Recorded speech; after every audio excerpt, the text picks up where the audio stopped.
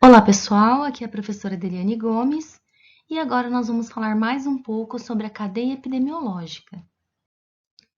Bom pessoal, até agora nós já discutimos sobre o agente, nós já discutimos sobre o reservatório e agora nós vamos falar sobre o modo de transmissão, as portas de saída e porta de entrada. Então vamos lá. Existem diversos mecanismos pelos quais um agente pode ser transmitido. Nós vamos ver agora os principais mecanismos de transmissão do agente infeccioso.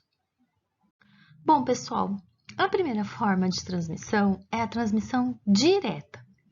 O que é uma transmissão direta? Uma transmissão na qual o agente não precisa de um veículo para ir de um hospedeiro até outro.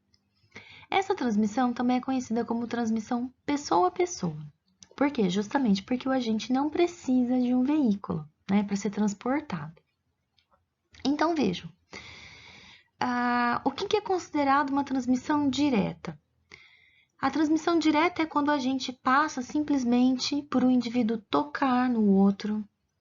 No caso de humanos, né, indivíduos se beijarem.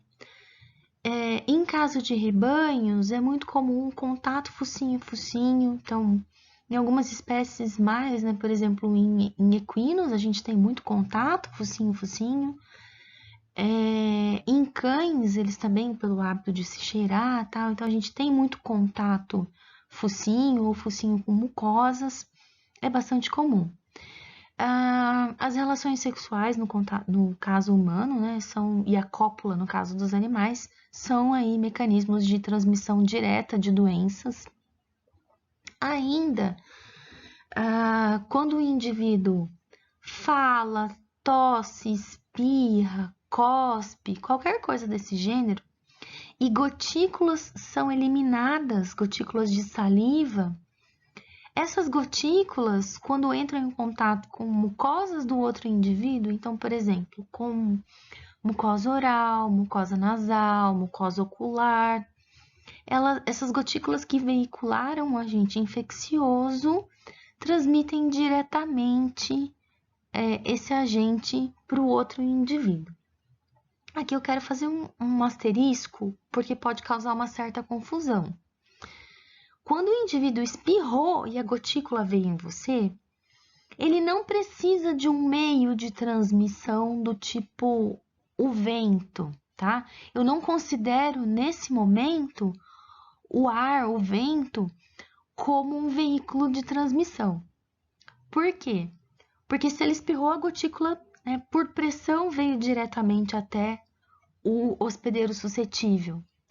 Agora, em outras situações, como por exemplo, eu tenho indivíduos em duas salas diferentes, ou os indivíduos estão muito distantes na mesma sala, por exemplo, e um indivíduo espirrou num canto da sala e a corrente de ar carregou essa gotícula por 6 metros até chegar na outra extremidade da sala. Nesse caso, eu vou considerar como transmissão aerógena, tá? Então, nós temos duas situações. A situação de transmissão direta, em que a gotícula vai diretamente até o outro indivíduo, e a situação de transmissão aerógena. Bom, além da transmissão direta, então, nós temos também diversos mecanismos de transmissão indireta. Então, lembrando que a transmissão indireta, o agente ele precisa de um veículo para ser transportado. Então, vejam, a nossa primeira forma de transmissão indireta é através de fômites. O que são fômites? Objetos, móveis, utensílios inanimados que estejam contaminados. Bom, no vômito, o que pode acontecer? Pode acontecer desenvolvimento do agente ou não, não é obrigatório, tá? Mas então, quando a gente pensa em vômito, que tipo de utensílio a gente pensa? Nossa, nos mais diversos, isso vai depender da doença que nós estivermos estudando. Então, por exemplo, Doenças de transmissão hematógena, doenças que são transmitidas através do sangue, eu posso pensar em qualquer objeto pérfuro-cortante contaminado com sangue. Então, seringas hipodérmicas, né, cujas agulhas estão contaminadas e aí são reutilizadas em outro paciente, ou, por exemplo, em caso de rebanho, isso é muito comum. Se eu estiver pensando, por exemplo, em sarnas, que tipo de veículo vai transportar essa sarna? Qualquer veículo que possa estar contaminado com restos cutâneos. Então, roupa, móveis nos quais entram em contato com a pele, por exemplo, cadeiras, camas, travesseiros, caminhas, né, no caso de pets, arreios, celas, enfim. Então, depende do tipo de doença que nós estamos estudando, né? Nós teremos aí utensílios diferentes que possam estar veiculando esse agente até um outro hospedeiro. Uma outra forma de transmissão indireta é por meio de um vetor. E aí a gente tem dois tipos de vetores. Nós temos os vetores que são biológicos, que dentro desse vetor acontece algum desenvolvimento do agente infeccioso, do vírus, da bactéria, do protozoário. E a gente tem o vetor não biológico, também chamado de mecânico. Dentro do vetor mecânico, não acontece nenhum desenvolvimento desse agente, ele simplesmente transmite de um indivíduo até outro. Se nós pensarmos em exemplos, o ripséfalo sanguíneos, carrapato do cão, ele é um hospedeiro definitivo para a babésia, que é um protozoário, um dos agentes causadores das doenças do carrapato. Então, como acontece um desenvolvimento do agente dentro dele, ele é um vetor biológico. Por outro lado, se a gente for parar para pensar em dengue, o Aedes aegypti, né, que é o mosquito transmissor da dengue, ele é um vetor mecânico. Eu não tenho um desenvolvimento do vírus dentro do mosquito, ele apenas transmite. Então, o nosso terceiro tipo de transmissão indireta é através do ar, que é a transmissão aerógena. A transmissão aerógena é quando eu tenho micro-organismos sendo transportados pelo ar. Então, a porta de entrada para eles provavelmente vai ser o trato respiratório. Pessoal, é importante que sejam partículas bem pequenas, partículas aí de 1 a 5 microns. E aí, essas partículas pequenas, elas conseguem entrar em suspensão e serem transportadas pelo ar. Algumas vão chegar ativas, outras vão chegar inativadas já, inviáveis, né? Quando elas chegarem no hospedeiro. Mas, se eu estiver falando de partículas maiores, por exemplo, as gotículas mesmo de saliva, né? Gotículas maiores, elas não conseguem ser transportadas pelo ar, né? Elas precipitam. Então, é por isso que elas são chamadas de transmissão direta. Bom, as principais partículas, então, que são transmitidas por via aerógena são os núcleos goticulares.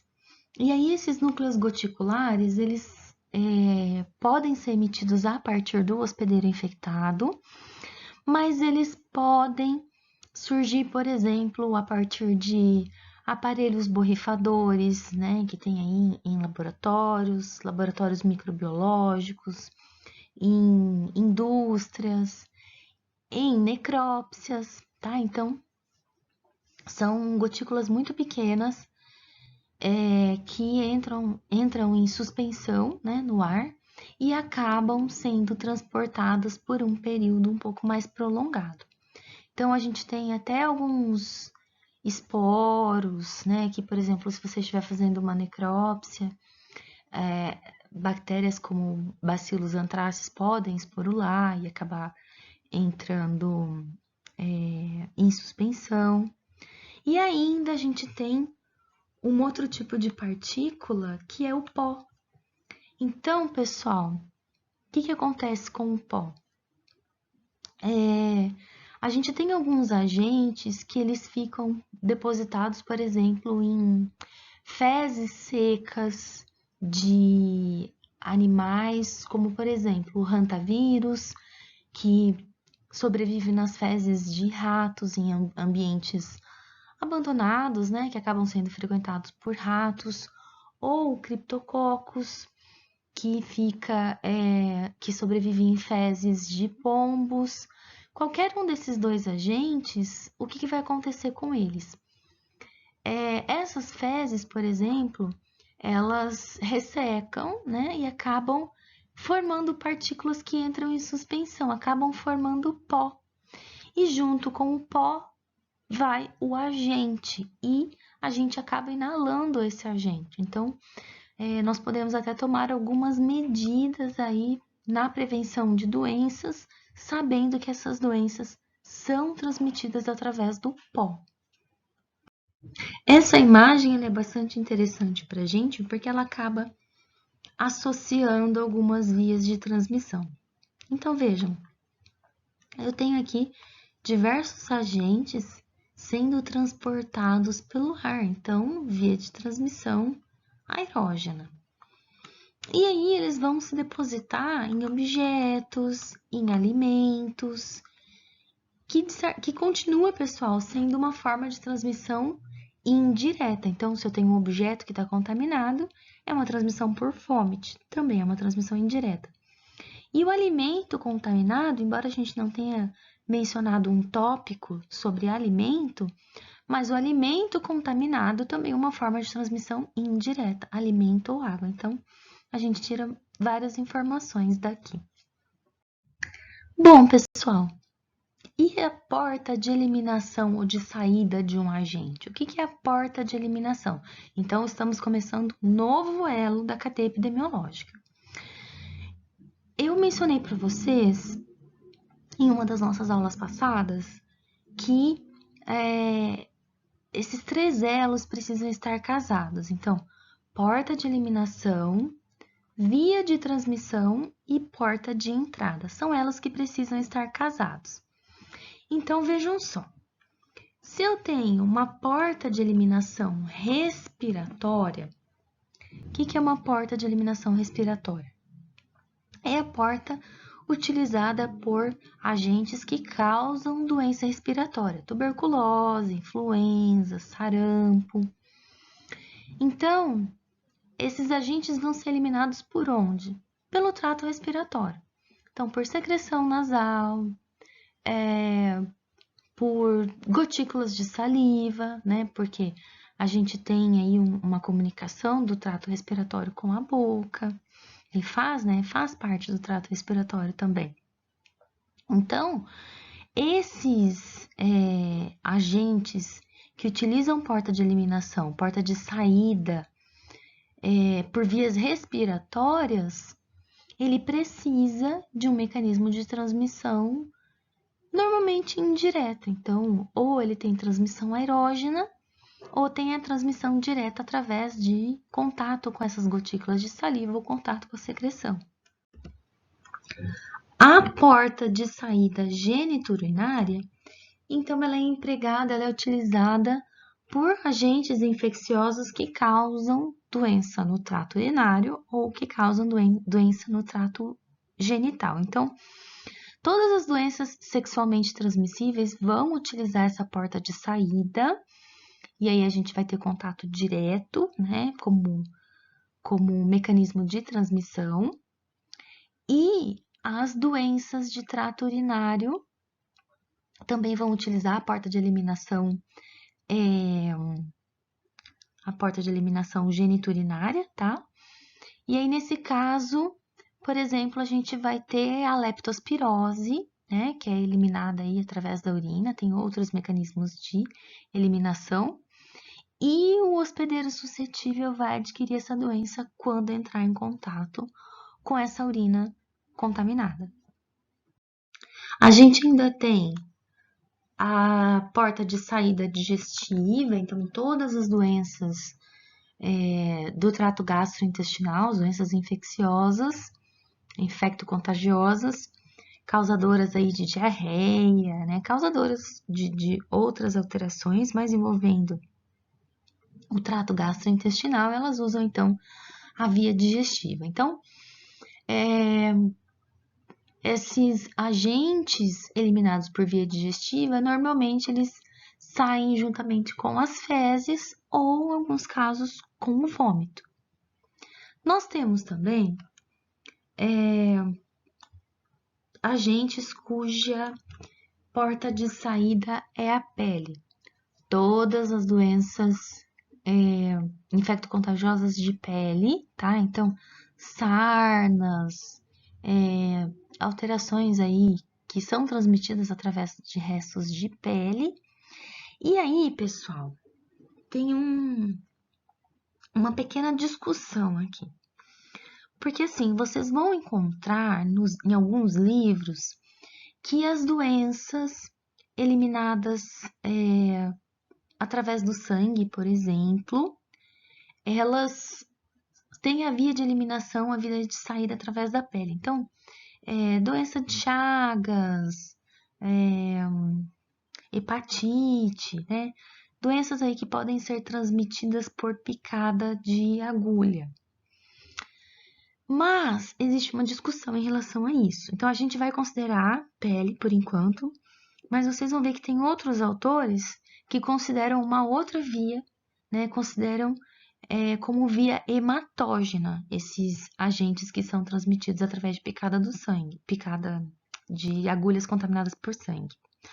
E há ainda um terceiro grupo de autores que considera que não existe via de saída para esse agente.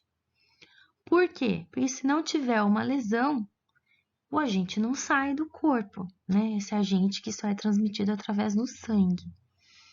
Então, não vou entrar na discussão, tá? Estou apenas passando as informações para vocês. Por enquanto,